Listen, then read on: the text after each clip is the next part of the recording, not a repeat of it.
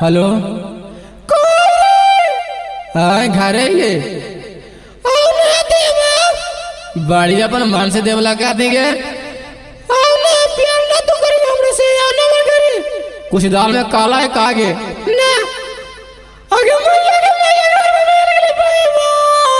चिन्हेंगे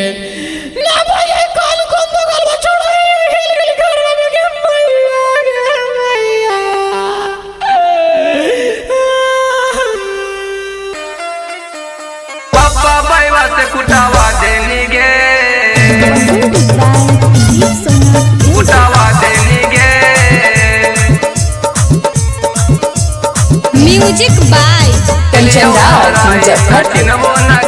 अपन बाबा बाईवा से कुटावा देनी गे आगे हमरा से छावनी करो हानि प्यार गे हम ना जानलियो हानि तू छिनार गे हम ना जानलियो हानि तू छिनार गे आगे हमरा से छावनी करो हानि प्यार गे हम ना जानलियो हानि तू छिनार गे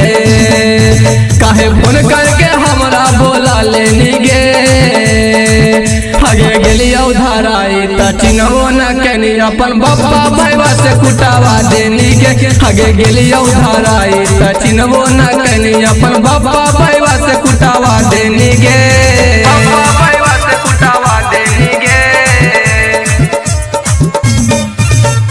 गेलियो धराई त चिन्हबो न केनी अपन बाबा बाईवा से कुटावा देनी गे आगे दर्द कामा ज्यादा उठौ लहरिया ऐसन मार को बहिचियो लगे टूटौ पंजरिया एकदम मार मार को बहिचो रह गया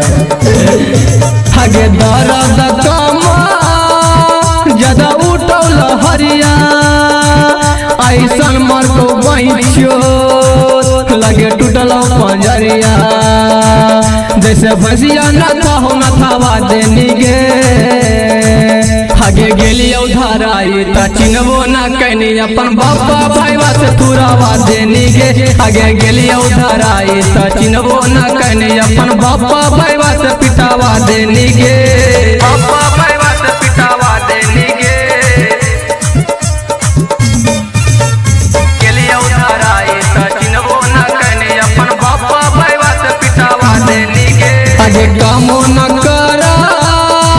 छोड़िए को दवैया आगे की हम बताइया ओहे डाल कमी चाहिया एकदम सामान लाल प्यार लगी आगे कामो न करा छोड़िए को दवैया आगे की हम बताइया डाल को वो है मिचैया भरत राइटर से पूजन से तुरवा देनी गे आगे गेलियो धराई त चिन्हबो न कैनी अपन बाबा भाईवा से पिटावा देनी गे आगे गेलियो धराई त चिन्हबो न कैनी अपन बाबा भाईवा से तुरवा देनी गे presented by Shiv Sona Music.